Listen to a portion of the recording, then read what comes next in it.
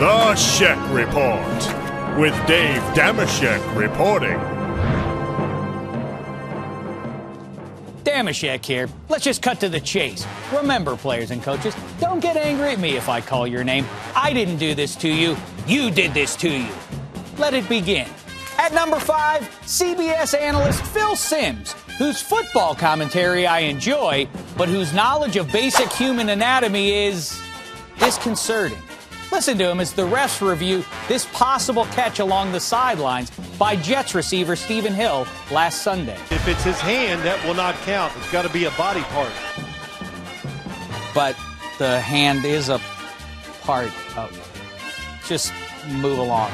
At number 4, human beings, over 7 billion of whom currently walk the planet Earth. 7 billion. You mean to tell me we can't come up with 32 guys who can capably play quarterback in the NFL? From the butt fumble to the what pass, the QBs who play in this so-called quarterback league seem to be regressing. And that's without Tim Tebow. 6 games into the season, 2-time champ Eli the Elite is on pace to obliterate the single-season turnover record. Last year's Rookie of the Year, RG3, is 1-4. Carson Palmer's on the way to the third 20-pick season of his career, and he's considered an upgrade in that town. Worst of all, future Hall of Famer Peyton Manning got intercepted by a Jaguar on Sunday. A Jacksonville Jaguar!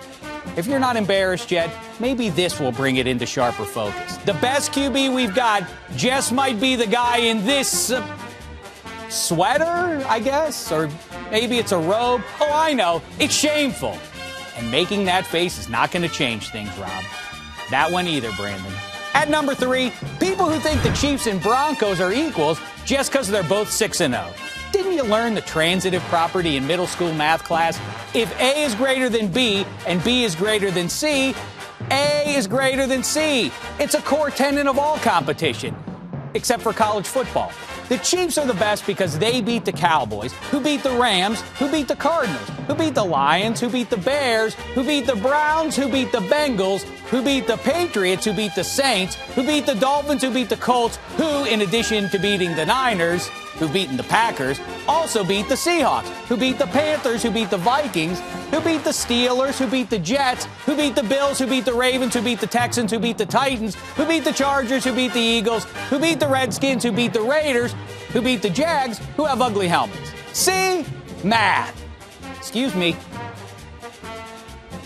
Go for Dave.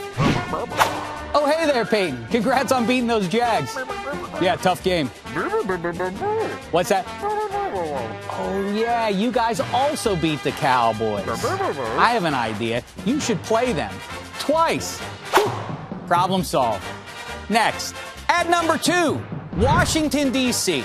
While Sunday was an all-time great one for Boston fans, it meant another downer for RG3 and his pals. No surprise, given the apparent curse the sports gods have put on our nation's capital and its would-be sports stars. This one comes to us, by the way, via Twitter from the hereby deputized Shek Field reporter Trace Smith of Charlotte, North Carolina. Take a look. Washington, D.C., where young athletes go to fall well short of significant height. Ovechkin, Strasburg, John Wall, RG3, and even Freddie Adu. Yeah, they've all had their moments, but Trace is right. It's downright spooky.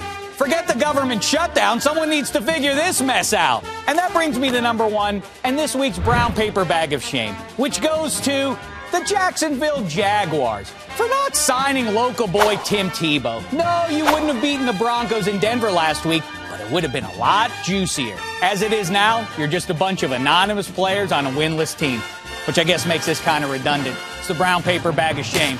Till next time, try not to embarrass yourselves. Now, Tebow should take throwing lessons from me. That's a left arm for you.